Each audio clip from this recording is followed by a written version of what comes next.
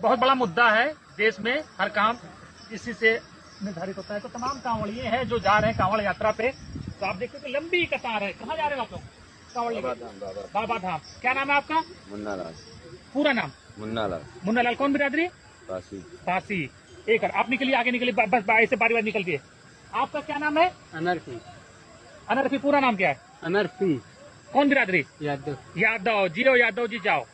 कौन बिरादरी? कौन बिरादरी? यादव। यादव जियो। कौन बिरादरी? कौन बिरादरी? पासी। बहुत सही, आगे बढ़ो। कौन बिरादरी? कुम्हार। कुम्हार। आगे बढ़ो, आगे बढ़ो। ढो, पालकी ढो। कौन बिरादरी? मौर्य। मौर्य जी। जियो मौर्य जी। कौन बिरादरी? यादव। बहुत सही, आगे बढ़ते रहो। यादव मौर्य पासी। यादव जी, यादव जी, यादव जी। कौन बिरादरी? पासी। बहुत सही, लंबी कतार है, नाक तक होने वाला सिलसिला। कौन बिरादरी? भार्गव। भार्गव। शाबाश भार्गव जी। कौन बिरादरी? बिरादर विश्वकर्मा। विश्वकर्मा जी, बहुत जानदार। कौन बिरादरी? भार्गव। कौन बिरादरी होती है? पासी। भार्गव पासी होते हैं यहाँ पर। पासी साहब जाइए। कौन बिरादरी? प्रजापति। प्रजापति। और देखिए, और बाबा धाम जा रहे हैं। कौन बिरादरी?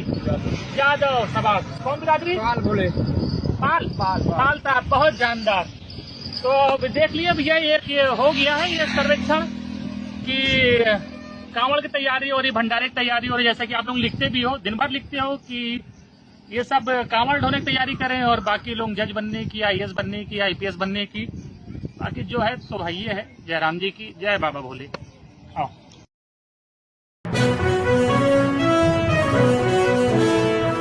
कावड़ लेने मत जाना, तुम ज्ञान का दीप जलाना, मानवता की सेवा करके सच्चे मानव बन जाना।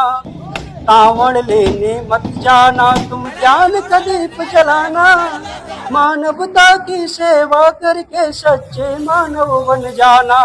मैं शिष्यों को मेरे ऊपर मुकदमा दर्ज करा दिया गया है। मेरे द्वारा जो कविता सुनाई गई थी वो छोटे बच्चों के लिए थी, जो छोटे छोटे बच्चों की अभी उम्र जो है पढ़ने की है।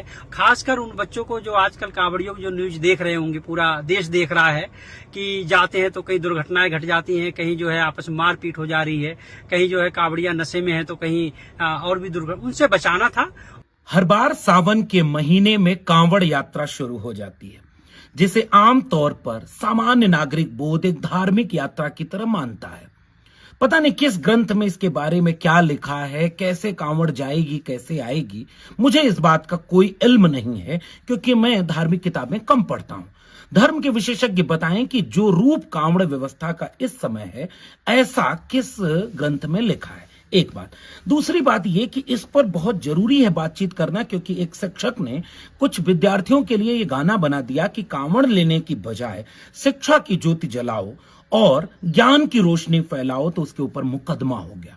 मारपीट, उपद्रव, तोड़फोड़ की अनगिनत वीडियोस कांवड़ यात्रियों की आ चुकी है, इसलिए इस पर बात करना जरूरी है। लेकिन शुरू में ही मैं ये स्पष्ट कर दूं कि इस बात को अपने धर्म के खिलाफ ले जाना, कि ये हमारे धर्म के खिलाफ बोल रहे हैं, जरा पूरी वीडियो सुनने के बाद तर्क और तथ्य से बताइएगा कि इसमें कौन सी बात धर्म के खिलाफ चली गई, कौन सी बात आस्था पर हमला है। दूसरी चुनौती मेरी है कि एक धर्म पर अगर कोई कमी है उस पर बात करना, तो कुछ लोग ये कहते हैं कि दूसरे धर्म पर क्यों नहीं पहले टिप्पणी करते।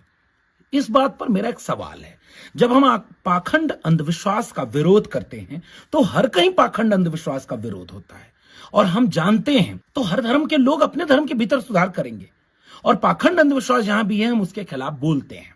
लेकिन हर धर्म के भीतर जब उसके धर्म में सुधार हो तब इसे धर्म सुधार कहते हैं, और जब दूसरे धर्म का व्यक्ति दूसरे धर्म में सुधार करने जाए तो उसे दंगा होता है।